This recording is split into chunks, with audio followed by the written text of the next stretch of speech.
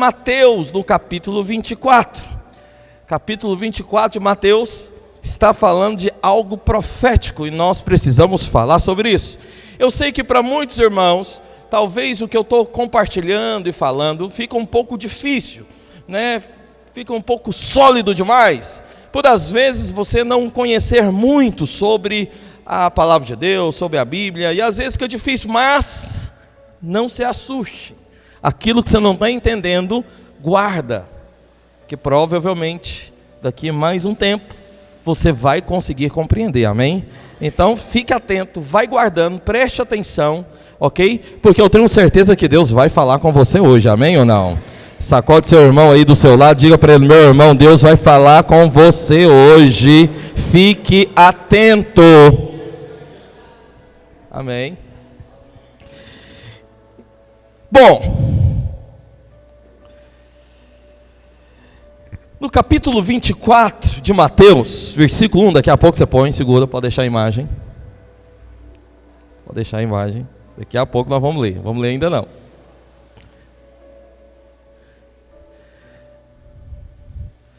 Mas no capítulo 24 de Mateus, Jesus está em um momento histórico.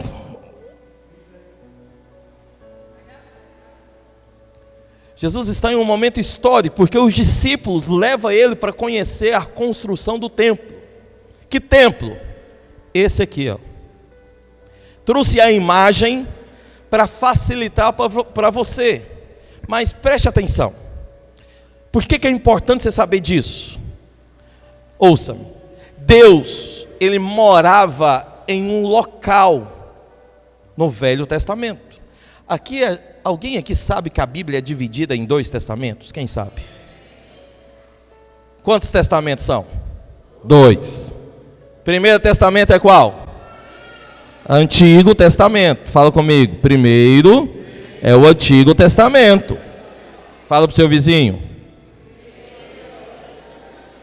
Qual é o segundo?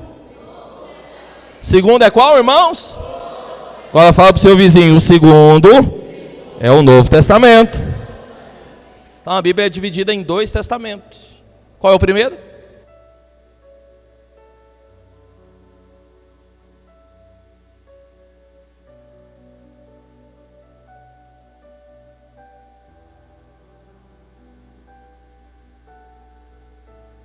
Qual é o primeiro? Segundo? Cadê o doce? Está amarrado. Tem que trazer o doce para me ajudar aqui na palavra. Ainda mais palavra como essa, precisava do doce aqui. Você não está ganhando doce por culpa do Júnior.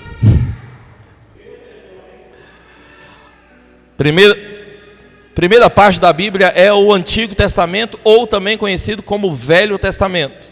No Velho Testamento, Deus morava em um local. Deus morava em um local. Qual era o local que Deus morava? Dentro do tabernáculo. Tinha uma área desse tabernáculo que era chamada de Santo dos Santos, porque lá dentro tinha um móvel chamado de Arca da Aliança, e essa Arca da Aliança é onde estava Deus, continha a presença de Deus. Por isso, o templo naquela época era sagrado. Por que era sagrado? Porque, fala comigo, porque Deus morava lá dentro. Não, se Deus está lá, é sagrado. Não é sagrado porque foi bem construído, é sagrado porque o Deus, o Todo-Poderoso, o Deus que é o Santo dos Santos, está lá dentro. Então Deus morava lá. E essa construção, olha aqui, está vendo? Essa foi a última construção do templo, conhecida como o Templo de Jerusalém. O primeiro a construir uma casa para Deus, ou um local para Deus morar, foi Moisés.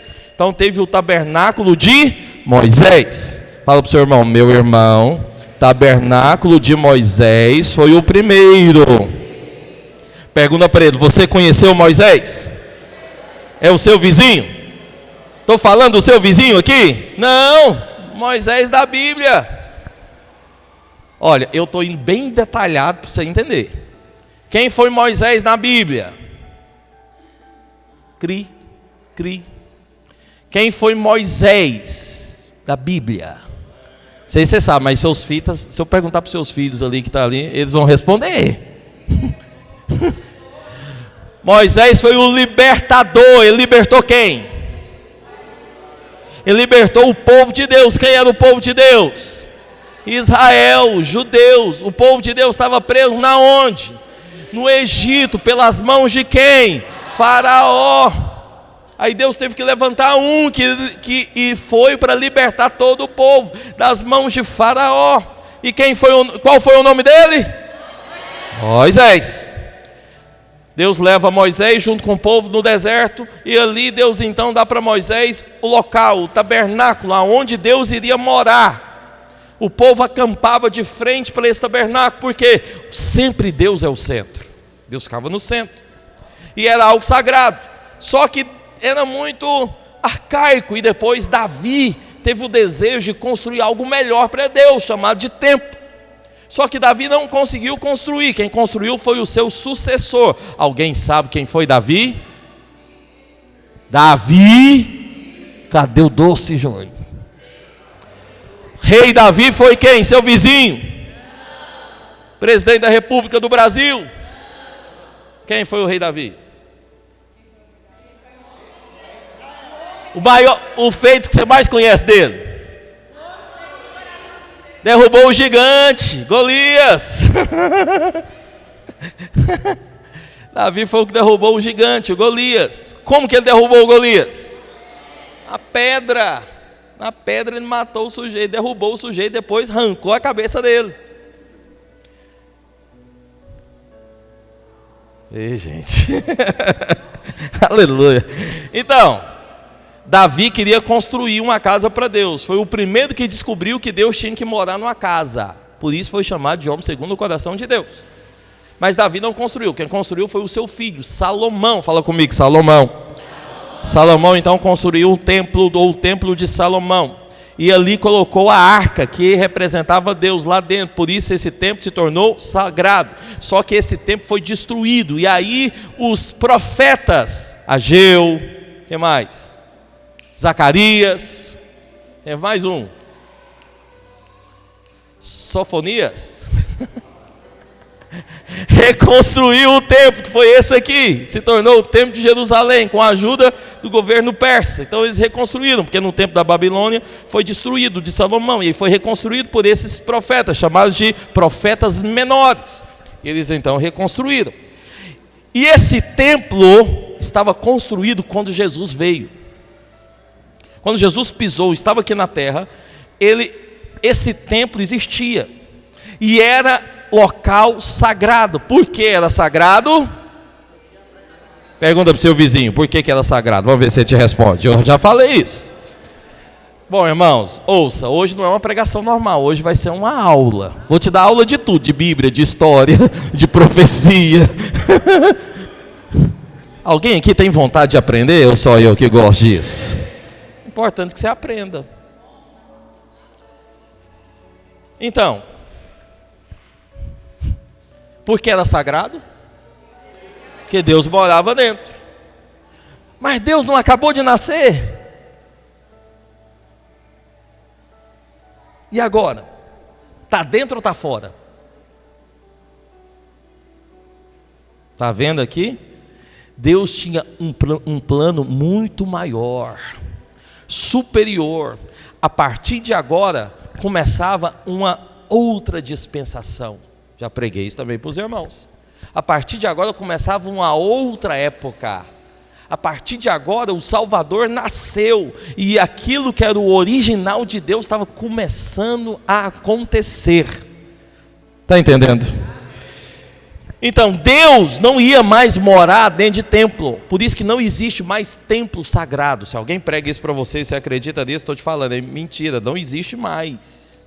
Não existe mais construções sagradas. Alguém fala, o prédio da nossa igreja é sagrado. Se esse prédio for sagrado, nós estamos enrolados, porque é feio pra caramba.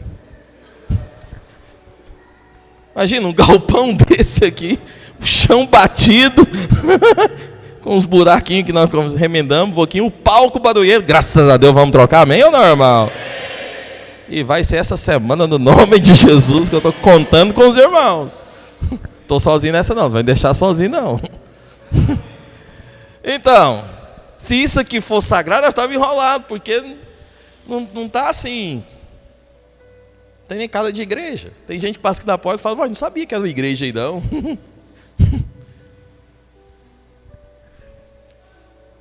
Esse lugar não é sagrado. Por que não é sagrado? Porque Deus não mora aqui mais. Está entendendo? Alguém fala, vamos no altar. Imagina se nós falar que isso aqui é o altar de Cristo. Subir no altar não, porque se você subir no altar, você pode ser consumido pelo fogo do Espírito. Se subir de maneira indigna no altar. Se aqui for o altar, nós estamos enrolados. Vai para desse negócio. Não dá para ser o altar. Isso aqui não é o altar. Isso aqui é só um palco. Não tem nada de sagrado aqui. Sagrado é aquilo que está morando dentro de você. Está entendendo? Você, se você recebe Jesus dentro de você, você se tornou alguém sagrado. Você se tornou alguém especial. Por quê? Porque você é bonito demais? É por isso? Não, é porque tem alguém que é sagrado, o santo do santo está dentro de você, que é o nosso Deus. Está entendendo? Quem aqui já recebeu o Senhor? Você recebeu o Senhor, meu irmão, você é sagrado. Você é especial. Mas, naquela época, o templo era sagrado. Esse local aí, ó, era um local sagrado. Só que aí Jesus, lá em Mateus, agora coloca o texto, Mateus 24, 1. Não, calma aí, coloca Mateus 21, 43. Mateus 21, 43.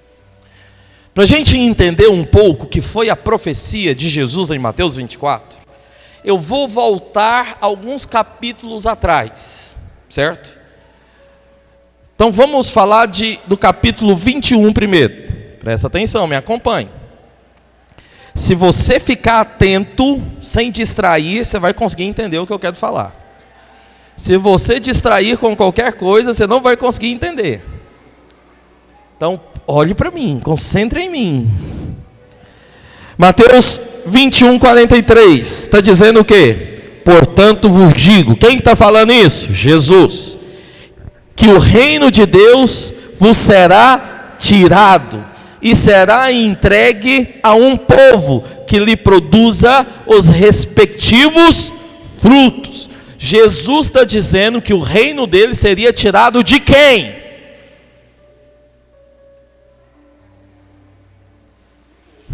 Vamos ler, 1, 2, 3 e?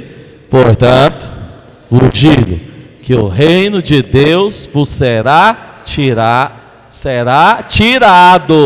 e será entregue a um povo que lhe produza os respectivos. Reino de Deus será o quê? Tirado. De quem? De quem não faz nada. De quem só senta no banco e... É isso? Não. Jesus estava dizendo para quem? Para os judeus. Ouça-me, os judeus eram o povo de Deus. Os gentios, alguém já ouviu essa palavra? Gentios. Quem é os gentios? Gentios é qualquer outro povo que não seja o judeu. O brasileiro é gentio? O alemão gentio? O inglês gentio? O povo de Deus era qual povo? Judeu. E Deus estava falando, Jesus estava falando para quem? Para os judeus. Diz para ele, o reino vos será tirado, vai ser entregue para um outro povo. Qual foi o outro povo que o reino de Deus foi entregue? Paulo classifica pelo menos 3 povos, né? Aqui a gente pode dizer que foi para os gentios, mas Paulo fala que é o seguinte, Paulo fala que tem os judeus, Paulo fala que tem os gentios, e Paulo fala que agora tem o quê? A igreja. Nós somos um outro tipo de povo. Por quê? Nós não somos mais desse mundo. Nós não fazemos parte mais dessa terra. Nós fazemos parte agora de qual reino, irmãos? Do reino dos céus, do reino de Deus. Foi entregue para quem? Para a igreja. Deus tira do povo judeu e agora dá para quem? Para a igreja. Por que Deus tirou deles? Porque eles rejeitaram. Eles não quiseram. O rei tinha chegado. Quem era o rei? Jesus. O rei estava lá diante deles, anunciando, pregando, curando, fazendo milagres, mas eles rejeitaram. E Jesus disse: então beleza, agora então vai ser entregue para outro povo, vai ser entregue para outras pessoas. E para quem foi entregue? Para a igreja, para nós, amém ou não? Hoje nós também fomos povo de Deus. Por um lado foi ruim, mas por outro lado foi bom, porque chegou para nós. Fala para o seu irmão, fala: meu irmão, você é agraciado, o reino de Deus já chegou para você. O reino de Deus hoje é para nós. Outro versículo, ouça. Capítulo 22, versículo 21. Responderam: dê a César. Responderam: de César. Então lhe disse: dai, pois, a César o que é de César, e a Deus o que é o que mesmo, irmãos? De Deus. Por que o Senhor Jesus está dizendo isso? Porque agora é o seguinte: o reino dos céus foi passado para outro povo. E esse povo agora, os gentios vão governar. E os gentios começaram a governar também em Israel. Porque o Senhor abriu, passou, porque o povo não quis. E aí o Senhor está dizendo para eles: agora vocês vão ter que submeter. Agora vocês, judeus, não quiseram, vão ter que submeter a um outro governo. Vão ter que submeter aos gentios. E aí o que aconteceu? Eles também não quiseram. E infelizmente muitos foram mortos. Porque não quiseram ouvir. Não ouviram as palavras do Senhor por um lado, e não ouviram as palavras do Senhor por outro lado. E infelizmente muitos foram mortos porque foram contra ao governo que estava agora se estabelecendo, que foi instituído. Mateus 23, 37, mais um versículo. Preste atenção, porque daqui a pouco eu vou te explicar melhor. Você vai entender perfeitamente, vai encaixar na sua cabeça. Próximo versículo. Jerusalém, Jerusalém. Mateus 23, 37, colocou? Jerusalém, Jerusalém, que mata os profetas e apedrejas os que te foram enviados. Quantas vezes quis eu reunir os teus filhos, como a galinha junta os teus pintinhos debaixo das asas, e vós não o quê?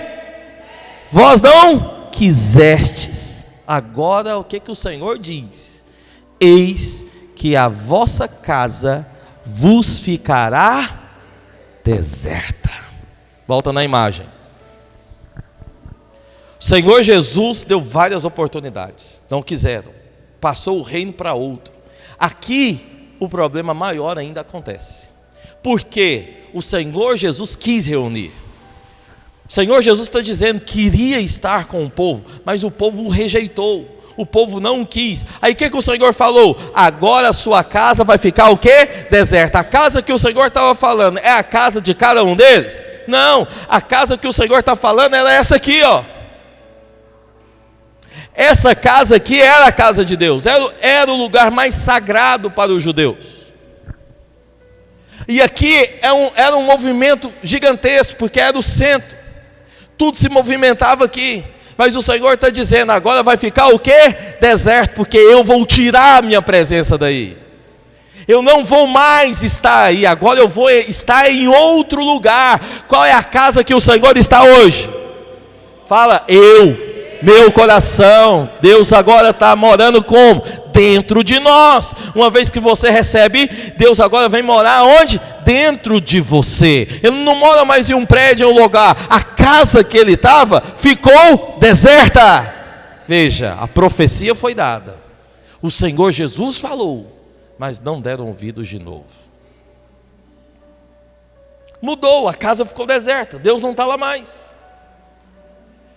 Aí, depois de tudo isso acontecendo, vem o capítulo 24. Vai no capítulo 24. Veja que está no capítulo 24, versículo 1. Tendo Jesus saído, da onde Jesus saiu, irmãos? Jesus estava falando tudo isso que eu te mostrei. Na onde? No templo. Aí agora ele sai do templo, ia se retirando. Quando se aproximaram dele, quem se aproximou de Jesus? Os seus discípulos. E falou: Jesus, espera aí, cara. Mano, não é assim que alguns se referem a Jesus? O cara lá do céu. Espera aí. Olha que construção, Jesus. Olha que local. Olha que edificação. Isso aqui é o que nós temos de mais sagrado. E o Senhor vai fazer dessa maneira. O Senhor então está dizendo que isso tudo, e Jesus ainda diz para eles, olha o versículo 2 lá, o que Jesus fala? Versículo 2. Não vedes tudo isso? Isso os discípulos ainda falando. Que coisa maravilhosa, que luxo. Jesus diz: em verdade vos digo, não o quê? Não ficará pedra sobre pedra. Você acha que eles poderiam surpreender Jesus? Ninguém surpreende Deus, filho. Deus sabe, conhece todas as coisas. E quando ele está falando não ficará aqui pedra sobre pedra, ele está falando que vai acontecer o quê? Volta a imagem. Vai ser destruído. Isso aí que vocês falam que é sagrado, isso aí que vocês acham um espetáculo, um máximo, já acabou. O tempo mudou. Eu não estou mais lá. Estou aqui de lado de fora, não está me vendo não? Eu sou o Senhor. É isso que Jesus estava dizendo. Eu sou o Senhor, já não estou lá mais dentro. Mudou, a época mudou. Você está achando que isso aí é sagrado, mas os planos de Deus é outro. O que Deus quer fazer é outra coisa. Mudou. Mas os caras ainda estavam lá, no templo, no prédio. Volta para o versículo. E no versículo, volta lá 2, 3. Não ficará pedra sobre pedra. Volta lá 3. No Monte das Oliveiras, achando-se Jesus assentado, quando se aproximaram dele os seus discípulos em particular, e lhes pediram. Olha o que os discípulos pediram. Vamos ler comigo agora o que eles pediram? Primeiro o quê? Primeira pergunta, olha para cá, presta atenção. Jesus, eu li 4 versículos para vocês. Os 4 versículos que eu li para vocês foram profecias. Jesus estava profetizando algo que iria acontecer, não tinha acontecido, iria acontecer. E os discípulos ficaram curiosos e fizeram uma pergunta para Jesus. A primeira pergunta foi essa: Jesus, é o seguinte, vai destruir, o prédio vai acabar, o Senhor não está lá mais dentro, saiu, tem um outro projeto, Deus tem um outro plano, mas agora fala para nós, quando que isso vai acontecer? Foi a primeira pergunta. Segunda pergunta: qual sinal vai ter do quê? Da sua vinda. Segunda pergunta. Vou perguntar para você então, vamos ver se você entende agora. Quando que tudo que Jesus está profetizando vai acontecer? Você sabe? Os discípulos também não sabiam e queriam saber. Vou te fazer outra pergunta. Qual é o sinal que Jesus vem? Você sabe qual é o sinal? Os discípulos queriam saber. E a última pergunta: haverá da tua vinda e também da consumação dos séculos. Essa foi outra pergunta que eles queriam saber e que eu penso também que você precisa saber. Qual é o sinal da vinda de Jesus? Quando que tudo vai acontecer? E outra, esse mundo acaba? Qual é o sinal que consumou tudo, o século acabou. Qual é o sinal que passou de uma geração para outra? Qual o sinal? Quando? O que é isso? Vai acontecer? Ou será que a nossa vida está resumida? Você sabe qual é a sua expectativa de vida aqui nessa terra? 70, 75 anos. Você acha que a sua vida está resumida nisso?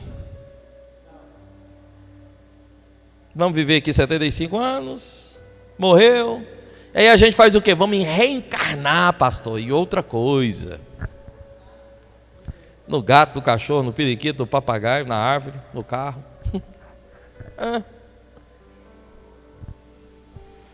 Qual é o sinal? O que vai acontecer? O que tem para nós? Então, eu quero te anunciar essas coisas. Ouça-me bem. Tem sinal?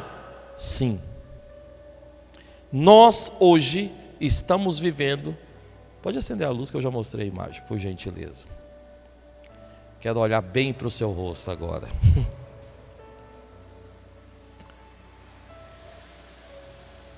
Obrigado. Ixi, estava gravando.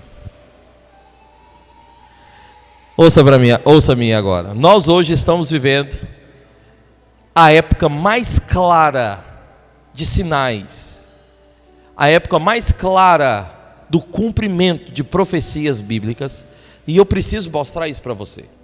Nós hoje estamos vivendo a época da volta de Cristo, e todos os sinais que Jesus profetizou aqui já estão acontecendo no nosso tempo hoje, já estão acontecendo nesse momento hoje, e é importante que você saiba. Então eu vou começar contando a história. Tem um historiador chamado, deve vir aqui nas minhas anotações para não falar nada errado, mas tem um historiador chamado Flávio Joseph. Ele é cristão e ele conta muitas histórias, né, sobre Israel e sobre muitas coisas, mas ele fala que no tempo, mais ou menos aí no ano de 1917, mais ou menos, ele conta que o seguinte: após Jesus morrer, ele tinha falado muitas coisas e profetizado muitas coisas para os judeus, e após Jesus morrer, ele falou que Israel seria tomada por gentios, seria pisada por gentios. Isso está lá em Lucas capítulo 20. Ele fala isso, Jesus fala isso. E foi mesmo. Só que nesse momento Jesus ainda falou para eles: olha, quando Israel for pisada pelos gentios, corre, vá para os montes, vá para os lugares longes, porque vai ser morte, vai ser destruição. Alguns cristãos que estavam na época, que conheciam os evangelhos e conheciam a profecia, quando Israel começou a ser pisada lá, um pouco antes de 1917, no ano 70 mais ou menos, começou a ser pisada, eles conheciam a história e saiu correndo, foram embora e não morreram. Mas os outros que não entenderam, muitos judeus também, continuou lá e foram mortos. Nesse tempo, 1970, todos os judeus foram espalhados pelo mundo inteiro. Muitos judeus, muitos morreram, e muitos que fugiram porque conheciam os evangelhos foram espalhados, porque esse governo do general Tito entrou lá e massacrou tudo. E uma das coisas que ele fez, volta na imagem, destruiu o templo sagrado dos judeus. Mas lembra, eu te contei aqui, Deus já não estava lá mais. Lembra que eu falei para você? Jesus tinha falado para eles que não ia sobrar pedra sobre pedra. No ano 70 foi destruído por esse general. Muitos morreram, outros fugiram, se espalharam por um mundo afora. Só que aí lá em Lucas, Jesus está dizendo que o tempo dos gentios iria começar. E Jesus ainda fala para os judeus que o tempo dos gentios iria começar quando? Quando os gentios pisassem na terra de Jerusalém, de Israel. E o tempo dos gentios começou no ano 70. Está acompanhando comigo? O que eu estou te contando agora é só história. profecia bíblica e história que aconteceu. Jesus profetizou antes da sua morte, e depois da sua morte, anos 70, aconteceu. Está entendendo isso ou não? Amém? E aí o templo foi destruído. Eu li para o seu versículo que Jesus tinha profetizado, e foi mesmo, no ano 70. Tudo. Não sobrou pedra sobre pedra, como Jesus havia falado. Só que Jesus falou que o tempo dos gentios seria também acabado ou terminado. O tempo dos gentios começaria no dia que eles pisassem em Israel, mas o tempo dos gentios também se encerraria no dia que Israel voltasse para a sua terra. Isso é profecia bíblica. Ano 70, Tito, general romano, entra, mata e expulsa todo mundo. Todo o povo judeu, os que sobraram, os que sobraram e acreditaram na profecia, se espalhou pelo mundo. Até aqui tudo bem? Só que aí, teve um britânico, no ano de mais ou menos de 1917. O nome dele é Alibin, um britânico. Ele foi até a terra de Israel, Jerusalém, nas portas da cidade, para tomá-la do rei ou do governo turco otomano. Os nomes difíceis, né? Mas você está entendendo. É um turco, são eram turcos. E ele entra lá, esse Alibin toma de volta a cidade, e ele faz algo. Ele libera um decreto. Decreto, isso mesmo. Fez o decreto, liberou e chamou todo o povo judeu que estava espalhado mundo afora para fazer, sabe o quê? Retornar para a terra. Profecia de Jesus de novo se cumprindo. Ele liberou, falou: olha, eu tomei, pode voltar. Diz Flávio José, o historiador, que quando ele chegou nas portas, ele chegou montado a um cavalo. Mas ao chegar nas portas, ele falou: opa, peraí, o meu Senhor entrou aqui em Jerusalém montado no quê? No jumento. Eu não vou entrar aqui montado a cavalo, nem a pau, nem morto. Desceu do cavalo e entrou, sabe como? A pé. Ele não ousou entrar de maneira superior ao Senhor Jesus. Esse aí tinha temor de Deus, tinha ou não tinha? Tomou todo o território e falou: judeus, voltam. Mas sabe o que aconteceu? Os judeus não quiseram voltar. Por que não? Vou te dar duas razões por que eles não quiseram. Primeira, eles se espalharam pelo mundo e tenho certeza, todos eles se tornaram muito ricos. Imagina, um judeu se tornou um dos ricos, talvez, um dos empresários ali, na Bélgica, por exemplo. E aí chega lá agora o governante britânico e fala: volta para sua terra. Mas voltar para Jerusalém era terrível. Lá era o local onde tinha mais aquela doença que tem na África, malária, né? Lá é o local onde tinha mais malária. Era uma terra deserta, destruída, não tinha expectativa de vida. Então o povo judeu não quiseram voltar, mas a profecia, Jesus tinha dito para eles: quando os gentios pisar, sai. Mas o tempo dos gentios vai acabar, e quando acabar, o que vocês têm que fazer? Volta. E eles quiseram voltar? Não. O Senhor Jesus enviou um britânico, ele ganhou a terra de volta, mas os judeus não voltaram. O que acontece no ano de 1942 e 45? Alguém lembra? Segunda Guerra Mundial. E nessa guerra, o que aconteceu com os judeus que estavam espalhados mundo afora? Alguém lembra? Não, né? Todos foram mortos. Mais de 6 milhões. Você sabe o que é isso? 6 milhões? É gente demais. Mais de 6 milhões de judeus foram mortos. Deus tinha já provido em 1917 o livramento. A profecia Jesus tinha dado antes de morrer.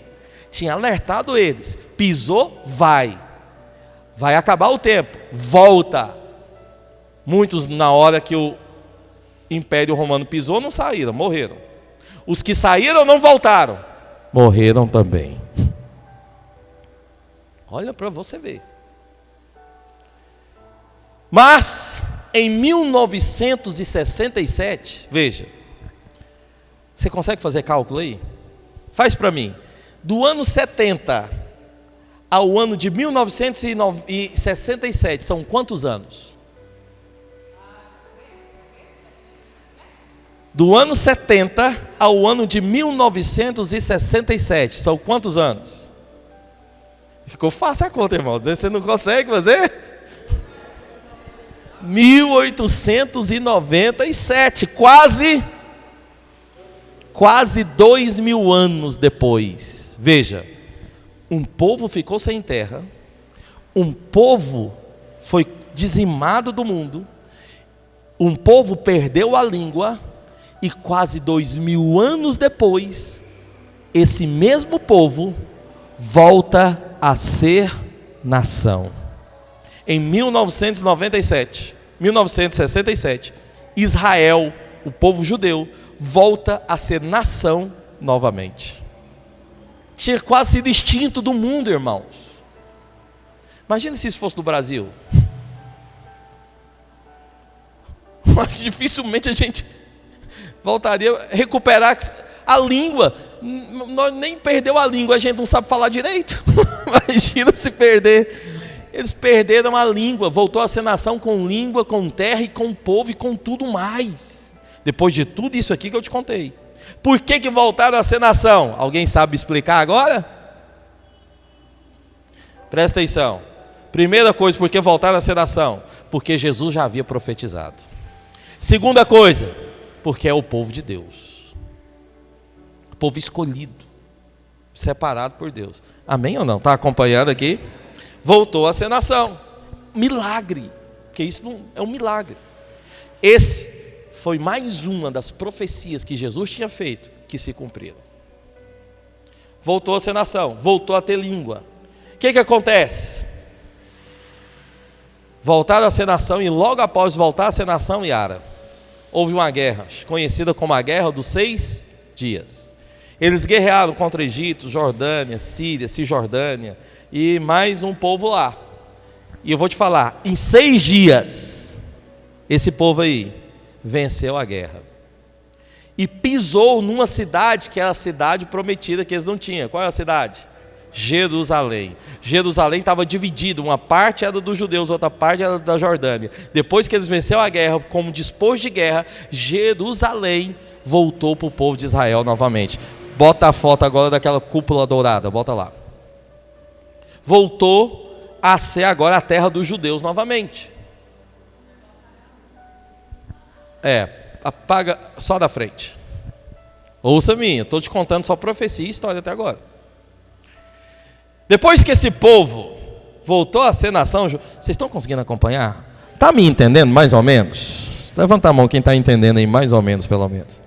Vocês estão estudando história na escola? Ensina essas coisas? Jesus. Aleluia. O que está ensinando essas escolas, hein? Misericórdia. Então, volta a outra imagem. Não, é aquela lá mesmo, perdão. Ei, essa aí. Então o que acontece? Aqui, lembra daquele prédio que eu te mostrei, que era sagrado? Foi destruído? Construído isso aí, ó, chamado de cúpula dourada. Passa a imagem. Ela está bem no centro de Jerusalém, passa, isso. Está bem lá no centro de Jerusalém, está vendo? Esse é o único local que os judeus ainda não têm, porque não é deles. Jerusalém toda é deles. Mas esse local lá, onde está a cúpula dourada, não é dos judeus. É dos muçulmanos. É dos gentios ainda. Não é deles.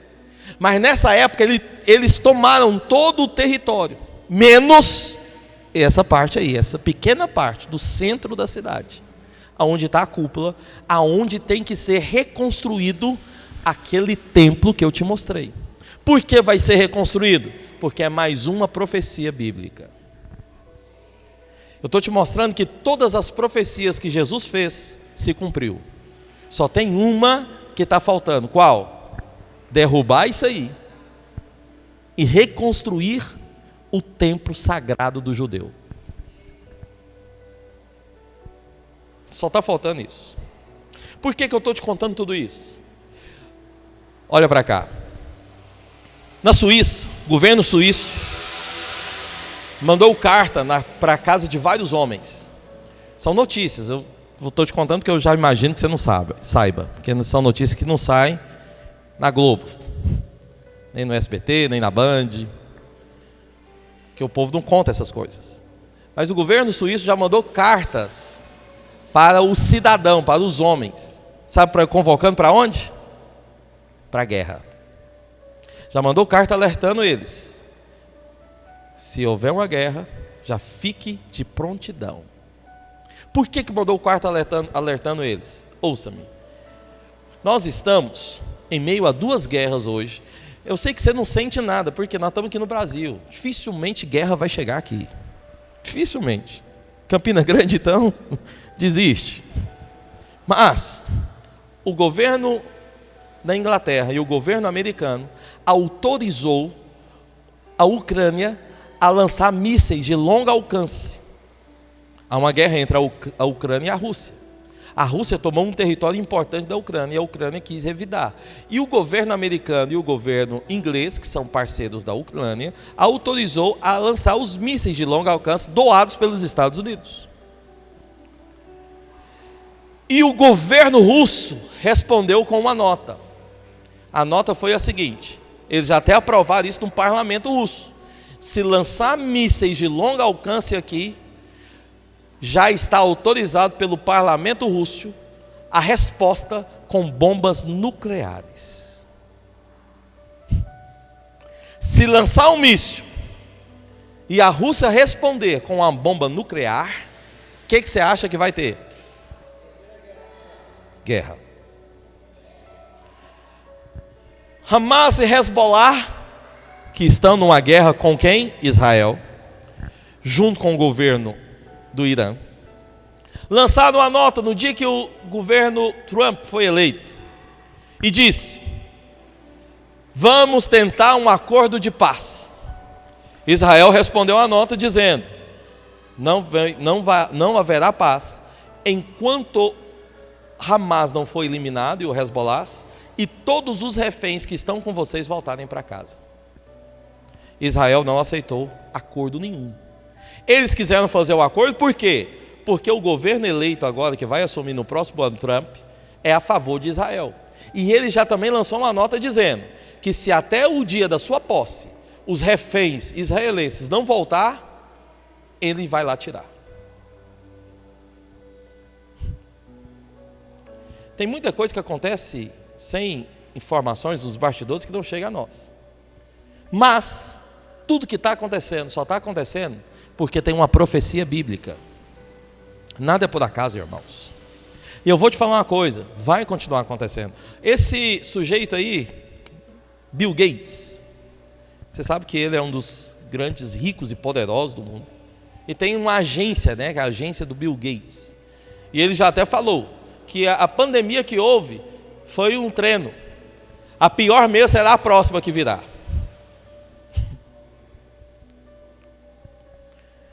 Ele já anunciou que vai haver uma outra, as suas agências aí. E eu penso que provavelmente deve acontecer mesmo. Porque tudo que é profecia bíblica vai se cumprir. Eu não estou aqui passando medo no você não, tá bom? Até mesmo porque nós não temos que ter medo de nada. Eu sei que fala desse assunto, muita gente fica temeroso, com medo, assustado, né? Fala, pastor, Deus me livre. Não, mas você não tem que ter medo de nada não. Você tem que se voltar para o Senhor, porque Ele é a nossa segurança. Eu só estou te contando que são fatos, o que vai acontecer. Medo tem que ter quem não sabe disso, porque quem não sabe não vai ter oportunidade de ser livre. Mas enquanto você estiver recebendo informação, sabedoria e revelação que vem do céu, a oportunidade de ser livre do mal vai estar diante de você, amém ou não? Toda vez que Deus quer fazer alguma coisa, Ele alerta, Ele avisa, porque o nosso Deus, Ele sempre quer salvar. Fala para quem está do seu lado, fala, meu irmão, Deus tem salvação para você. Ele quer salvar, fala para ele, fique em paz, fique tranquilo, se volte para o Senhor. Mas por que tudo isso? Porque tem um fato que vai acontecer. Qual é o fato? Jesus está voltando. Jesus está vindo. Para que Jesus venha, todas as profecias serão cumpridas, acontecerão. E não tem jeito, ele vai vir, ele vai pisar aqui novamente, para agora governar, reinar. E ele já deixou tudo pronto, tudo preparado, tudo profetizado, tudo anunciado. O problema não é o que vai acontecer, o problema é você ser ignorante. O que é ser ignorante? É ser alguém desinformado, é ser alguém que não sabe das coisas. Por isso eu estou aqui como pastor, e estou agora valorizando a minha função aqui. Porque tudo que eu estou falando é difícil de você compreender. Se você fosse naturalmente, pegar a Bíblia para ler, e muitos fazem isso, amém ou não? Mas às vezes você lê e não entende muita coisa, e nem sabe o que está querendo dizer o texto. É por isso que eu estou aqui, para facilitar a sua compreensão, amém? E eu espero que hoje eu tenha conseguido facilitar um pouco mais, glória a Deus ou não? Porque alguns foram com a palavra aí do tal dos 4 pilares para a célula, e foi falar do tal dos tabernáculos, e o negócio não funcionou. Então hoje eu dei uma melhorada, amém? Deu para você entender agora o tabernáculo? Deu para você entender a casa de Deus? Deu para entender porque é sagrado, sim ou não? Glória a Deus, então. Voltando para a palavra. Lá então, em Mateus 24, 3 perguntas os discípulos fazem. Primeira, quando isso vai acontecer? Segunda, qual será o sinal da sua vida, da sua vinda? Terceiro, qual é o sinal da consumação dos séculos? Então, a primeira pergunta é: quando estas coisas vão acontecer? Vai lá em Mateus capítulo 24, versículo 3. Versículo 2. Vamos ler? Mateus 24, 2. Preste atenção. Eu estou indo bem devagar, viu, irmãos? Se você não estiver entendendo, não tem problema. No final do culto você pode me perguntar, ok? Mas eu estou indo bem devagar para que você entenda. Mas vamos lá, Mateus 24, 2. Ele, porém, lhes disse: em vez de tudo isso, em verdade vos digo que não ficará aqui pedra sobre pedra que não seja derribada. Versículo 3. No Monte das Oliveiras achava-se assentado Jesus, quando se aproximaram dele os discípulos em particular e lhes pediram: dize-nos quando sucederão essas coisas, que sinais haverá da tua vinda e da consumação dos séculos? Eles lhes respondeu: vede. O que Jesus respondeu? Em primeiro lugar, vede que ninguém vos engane. Presta atenção, a primeira pergunta o Senhor começa a responder aqui a partir do versículo 4. Qual é a primeira pergunta? Quando vai acontecer essas coisas? Essa é a primeira pergunta. E aqui no versículo 4, o Senhor começa a responder. A primeira pergunta o Senhor responde do versículo 4 até o versículo 28. É a primeira pergunta o Senhor respondendo. E eu vou responder aqui para você.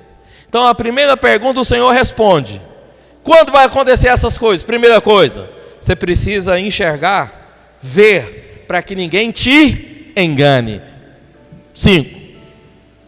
Porque virão muitos em meu, dizendo o quê? E farão o quê? Então, quando vai acontecer essas coisas? Primeiro, espírito de engano. Quando você começar a ver aqueles que estão vindo em meu nome para te enganar, já começou. É o que Jesus está dizendo. Pois preste atenção, porque hoje nós vivemos na época de maior engano que já existiu. É só você conectar a rede social. Ali, filho, é engano de todos os lados. Te enganam com a Bíblia, e o pior, eles pegam a Bíblia, eles pegam um versículo e engana você. Engana você porque querem dinheiro, engana você porque querem seguidores, engana você porque são enviados do diabo e estão aí para enganar mesmo. E por que estão aí para enganar? Tudo que está em Mateus 24 combina com Apocalipse 6. Apocalipse 6 é sobre os cavaleiros. Em Mateus 24 o Senhor vai falar do espírito de engano, o Senhor vai falar das guerras, o Senhor vai falar de morte por pestilência. E em Apocalipse capítulo 6 o Senhor vai falar do cavaleiro branco, que é o falso evangelho ou engano. O Senhor vai falar do cavaleiro vermelho, que é o cavaleiro da guerra. O Senhor vai falar do cavaleiro preto, que é o cavaleiro que vai trazer morte por pestilência. O Senhor vai falar do cavaleiro amarelo, não, preto, que traz morte por fome. E o Senhor fala do cavaleiro amarelo, que traz morte por pestilência. Os 4 cavaleiros estão em Apocalipse. E tudo que o Senhor Jesus está profetizando em Mateus refere-se aos 4 cavaleiros de Apocalipse. Os 4 cavaleiros de Apocalipse é uma profecia que ia acontecer nos últimos dias. A profecia de Jesus em Mateus aqui 24 é a profecia que está acontecendo nos últimos dias. Tudo se confirma. O primeiro cavaleiro é do falso evangelho. E Jesus está dizendo aqui, nos últimos dias. Quando vai acontecer essas coisas, Jesus? Então, nos últimos dias vai ter o quê? Espírito de engano. Por que tem um espírito de engano? Esse espírito não é de Deus, é espírito maligno. Ele tem a autorização de Deus para correr pela terra, mas não vem de Deus, vem do diabo. Está entendendo ou não? Espírito de engano já está aqui, porque é um cavaleiro do mal que já está correndo na terra. O Messias está me falando que eu tenho 10 minutos, está amarrado. Olha para cá. Mas eu vou fazer a parte 2 semana que vem. Hoje é só a introdução mesmo. É muito grande que eu tenho para te falar. Esse espírito de engano já está correndo. Tem um cara chamado... Antes de vir para cá eu estava vendo. Só para te contar. Tem um cara chamado Henri Cristo. Ele veste de Jesus. Já viu ele? Quem já viu? Nunca viu? Quem nunca viu é o seguinte: ele veste de branco, de linho branco. Ele tem uma barba branca gigante, tem um cabelo grande branco, tem uma coroa que ele fica assim, uma diadema ao redor da cabeça, né? E ele fala que ele é o Messias, que ele é o Cristo. Fala que ele é o profeta, e profetiza, e fala um monte de coisa aí. Ele é bem estilosão. Queria até ter trago a foto dele para te mostrar. Isso. Passa pro Anderson lá, vê se ele consegue colocar. E esse cara foi convidado num programa, que eu gosto de ver de vez em quando, porque é entrevista, eu gosto de assistir algumas entrevistas. Ele foi convidado aí no programa do Danilo Gentili. E eu gosto do Danilo. Eu divulgando aqui, mas ok. E aí o que acontece? O Danilo Gentili perguntou para ele o seguinte: vai um vinhozinho aí? Ele disse: vai, claro. Aí trouxeram uma taça e duas taças e uma garrafa de água. Aí o Danilo Gentili colocou a água na taça e falou: agora você pode fazer o serviço. Vocês ficaram tudo boiando, né? Tá vendo que não conheceu a Bíblia? Qual o serviço? Primeiro milagre de Jesus, você sabe qual foi? Fala para o seu vizinho: o primeiro milagre de Jesus foi no casamento, transformando a água em vinho. O vinho acabou. Aí Jesus falou o quê? Não vamos passar vergonha. Foi lá, pediu água e fez a água do melhor vinho. Transformou. Agora volta para o Danilo Gentili. Henri Cristo, ele é o Cristo. Ele fala que é o Cristo. Certo? Perguntou: quer um vinhozinho? Ele disse: sim. Ele então falou: traz a água. Pôs na taça e disse agora para o Henri Cristo: faz o serviço. A água já está aí. Agora você transforma em vinho. Por que você não é o Cristo? Se é o Cristo,